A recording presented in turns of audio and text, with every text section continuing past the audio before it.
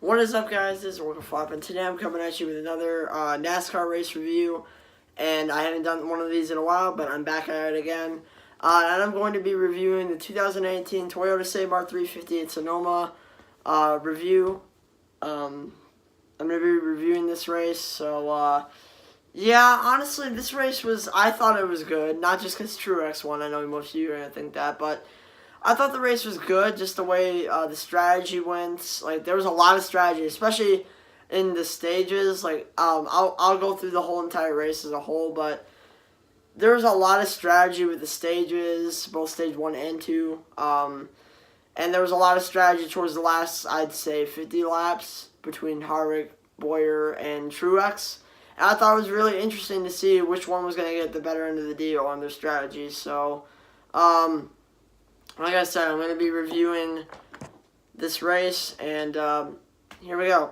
So stage 1 started out pretty smoothly. Allmendinger, Truex. Truex eventually took the lead from Kyle Larson. I feel like Kyle Larson has had kind of like bad luck at Sonoma. He would like get the pole and then all of a sudden struggle towards the middle and ends of the race. And then, what was I going to say?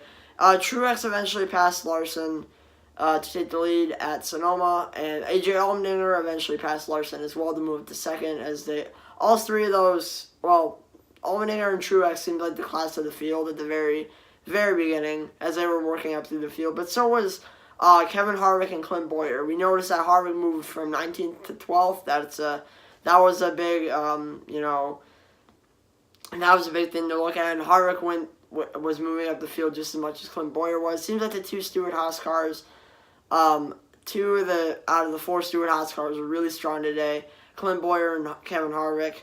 And Truex was really dominant today. This is one of the most dominant races Truex has been this year, besides Auto Club. Pocono was kind of on strategy. This was too, but I'm just saying Truex had one of the best cars with Harvick and Bowyer alongside as well. So stage 1 ended with Truex.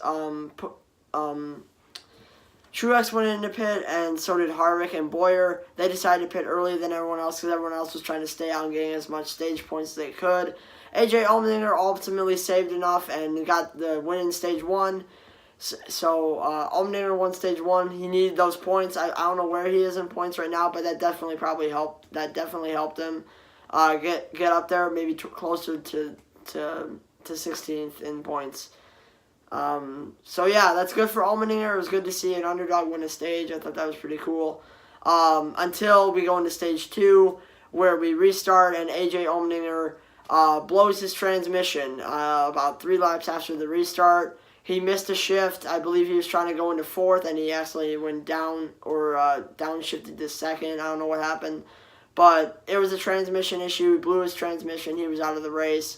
He took a lot of blame for that, and I really respect him for that, because I can tell he definitely felt bad about it. He really was disappointed they let his team down, knowing that he had a really good car throughout the whole race.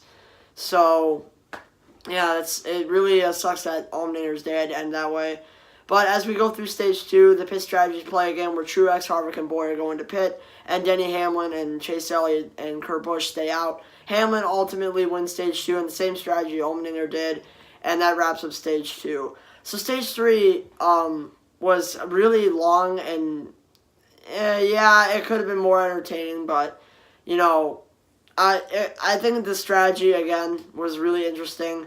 So basically, you had guys like Truex and Harvick and Bowyer, who were the fastest car in the fields, and then you had everyone else who was trying to come up with a way to bypass Bowyer, Harvick, and Truex, and they ultimately did, but they didn't really hold on to their track position that much longer until they came up. Anyway, so the major thing in stage 3 was that Harvick and Rodney Childress were listening into Truex and Cole Pearn's radio, and basically Truex kind of faked them out. So basically how it happened was Kevin Harvick was assuming that when Truex would go into pit, he would go into pit as well, so he wouldn't lose his track position and ultimately stay with Truex, knowing he had a better car. So Harvick goes into pit. He thought Truex went into pit, and then at the last second, Cole Pearn said to Truex to stay out, and Truex was staying out. So Truex continued to, 5 to 7 laps he stayed out, and Harvick and Boyer were on fresher tires, catching up to Truex and going through the field. And Truex ultimately pitted with about 29 to go, and he was on fresher tires than Boyer and Harvick, and they were in the lead. And he ultimately passed Boyer and Harvick and took the lead. And Truex was leading for quite a while. I'd say about 21 to go. Harvick and Boyer wanted to pit because they were going to gamble on seeing if they could get a caution and be, gain their seconds back onto Truex. And but ultimately it didn't work out for them as no caution happened, and they really had to work their way up through the field and lap traffic, and it really kind of held Harvick back. I'd say about in the final lap, Harvick was about 11 seconds back, so he was getting quick when there was no lap traffic or any other cars around. So ultimately Harvick was 11 seconds back, and Truex, pretty much with one of the best cars, he played the right strategy. Colburn made the right call, and my boy MTJ got his 3rd win of the season at Sonoma. I'm really happy about that, and he's out. That is his 3rd win of the season. Busch has 4, and Harvick has 5. So now he's 1 behind Busch in wins and 2 behind Harvick in wins. And Truex, obviously, this is going to be a bit biased, warning you. He's my favorite driver. I'm happy for him. He's kind of, Auto Club, he was really fast and he won that. But I think Pocono and Sonoma, he didn't really. He did really good in both those races, but he kind of had to gamble and he had to gamble on strategy in order to win ultimately. So, it really depends on your speed and strategy at that point. For Sonoma, I'd never really seen it be much of a strategy track before. Usually it's just whoever's got the best car in the end. Because like Larry McReynolds said, the last 10 laps, usually a caution comes out, and at that point it's whoever's got the fastest car. But ultimately, this is probably one of the most strategic Sonoma races. I think Truex earned it and deserved it because Colburn made the right call, and ultimately they had the right car in the end to do it. So, nothing you can really say about that, but of course, I could go into another fan base rant. Oh, it's boring, predictable, blah, blah, blah. I'm not going to say real race fan, but I'm not one to defend NASCAR and being great, because honestly NASCAR is not that great. It's in a bad state right now. But I thought this race was interesting just because of the strategy and the way things were playing out. Like, I just loved I felt like I had a sense of excitement because I was like, okay, is Harvick going to get a caution? Like, I was kind of getting scared because I thought, Harvick was going to get the caution he needed, and he was going to pass Truex on the restart and win. So I had that adrenaline feeling a little bit for a little while, and then until 3 to go, I was like, all right, there ain't going to be a caution. Either way, it'd be overtime. And I think Truex would have gotten the restart anyway. But, yeah, Truex ultimately won at Sonoma, got more playoff points, But I found it weird that Chase Elliott got more playoff points than Truex did. Because, Truex didn't, he didn't get in the top 10 in stage 1, but Chase Elliott got in the top 10 in both stages. So he ultimately earned more points than Truex. I think that would confuse a lot of people, but just because Chase finished in the top 10 in both stage 1 and 2, and Truex only finished in the top 10 in one stage, made Chase Elliott get more points than Truex.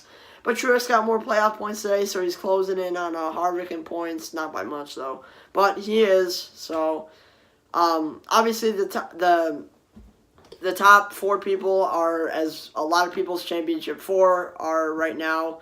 It is Kyle Busch, Kevin Harvick, Martin Truex Jr., and Clint Bowyer. Those 4 seem to be the class of 2018, if you ask me. I'm happy Truex is the class of 2018. Again, biased opinion coming in. But, it's... I know it seems predictable right now as that, like, Harvick and Busch and Truex and Bowyer would win every race. I understand that, and I don't like it myself either, but I'm telling you, when it comes down to the wire between them, it can be pretty darn entertaining when, like, one of those, 2 out of those 4 are battling for a win or a position. It's really fun because, it's kind of, hinting at what you'll see maybe in the playoffs, unless one of them gets screwed over like Kyle Larson at Kansas last year. But, ultimately, I think this race was good on strategy. It was a very entertaining road course race. I love road course racing. I want more of it. And ultimately, I think the earning car, the fastest car, deserved it. So, Truex earned it. He was fast all day, played the right strategy, deserves it. In my eyes, that's what I see. Now, I know people, are going to get mad that Truex got his third win of the season, that he was calling dominant. But if you think about it, Truex didn't really dominate Pocono. I mean, Auto Club he sort of dominated, but he didn't really dominate Pocono. So, and Truex, Truex has been a kind of a hit or miss this season. Like, he's either had really good runs or he's done really bad. Like, at Michigan, he finished, 18th? And today he had a really good run and ultimately won the race. So, let's go Truex. Let's go for 2 in a row championships. But, yeah, I thought this was a good race. I thought it was competitive strategically. And, honestly, I give it an 8 out of 10. I give it an 8 out of 10 because the strategy was really entertaining to me. I just kind of wish there was more passing and battles.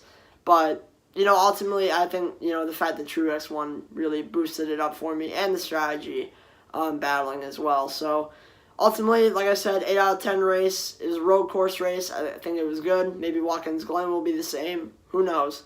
We got Chicagoland next. And before I end this review, I'm going to be meeting with Cahill145. He's going to be staying at my house for about 5 days. So I'll be making a video when he arrives. It's going to be really exciting. Me and him are going to be at the track. And if you are going to Chicagoland as well, I will be doing a fan meet at 11 o'clock Central Time at the Toyota tent. So if you want to meet me, I'll talk to you, have a conversation with you about NASCAR, whatever you want to talk about. And I'll see you there. So, yeah, 8 out of 10 for the Sonoma race. I thought it was decent. I'll see you guys in the next one. Bye.